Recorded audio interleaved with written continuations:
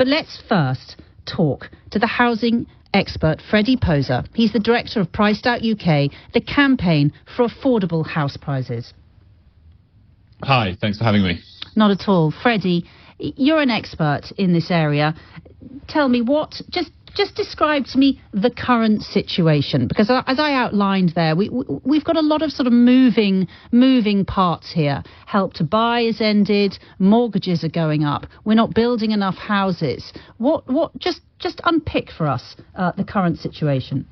Yeah, I think for a lot of your listeners, they won't realise how bad this is. If you own your own home and maybe you don't have kids who are currently, 20 to 30, you might not realise just how bad the housing crisis has got. I'm about the same age as that caller who was just on. A lot of my friends moving to London recently, not only can they not afford the places, they can't even find a place to pay the extortionate rent at. We find that properties go up online and they are snapped up within seconds. There is so much demand relative to supply.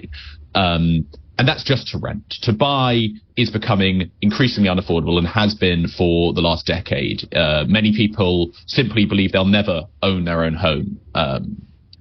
And potentially are really struggling to even move out of their parents' home. It's so expensive, especially in the southeast.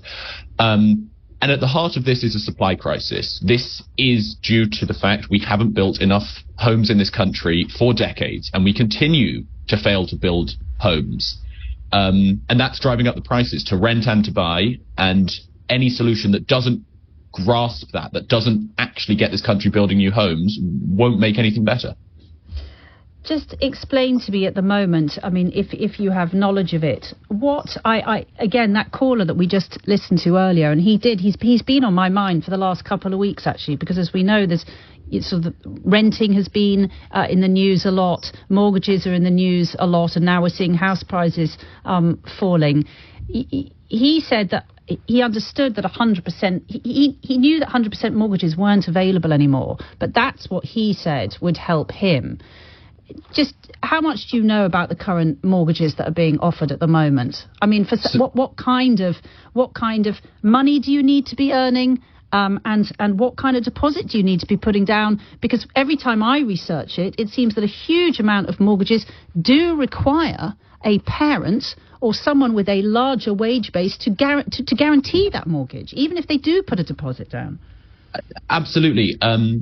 Again, this comes back to the supply. The issue with, say, 100% mortgages or 50-year mortgages, or we hear these solutions, these non-solutions a lot. And as attractive they might seem as an idea, they don't really help.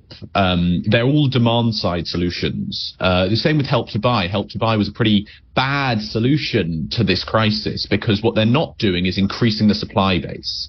So if you get a 100% mortgage, you'll have higher monthly payments, be more open to the interest rate shocks, and it'll still be hard to get because the banks who are meant to be underwriting this mortgage are looking for the proof that you can pay that back, and without a deposit they are even more exposed. They'll be less likely to give it to you, still require, as you say, guarantees from the bank of mum and dad.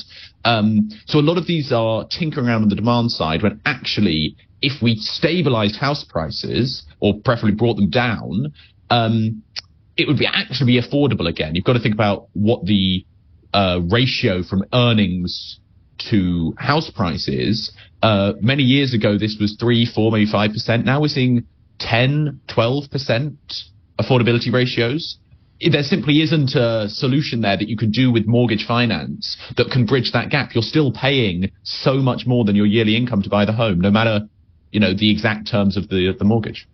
So do you think renting is I think most people absolutely want to feel the security of living in their own home rather than dealing with the rental market. And there's about 18% of people in this country who rent at the moment.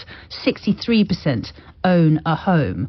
But are we going to be in a sort of new situation soon where even if you manage to own your own home, keeping up with those mortgage payments is going to feel extremely frightening unless you're a sort of dual working couple bringing in a substantial wage?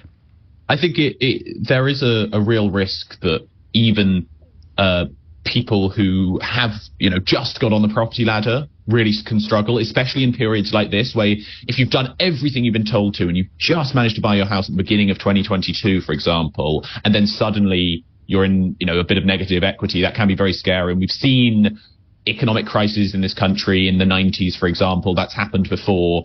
For renters, as your caller pointed out, it can be incredibly galling to feel that you're paying off someone else's mortgage, that every month you're giving 50% of your gross income to someone to pay off their mortgage, just for the right to live in a flat, and you have no security of tenure, and you really worry about having to move again in a year or 2 years. So I think this is really hard for people who who are trying to either rent or have bought very recently. And how do we expand the supply of homes in the UK then? Because we keep being told this is going to happen, and we did build, like 2-3 years ago, I believe, we built more homes than we had done a decade ago, but it doesn't seem to be anywhere close to deal with our population. So we need to build at least 300,000 homes a year.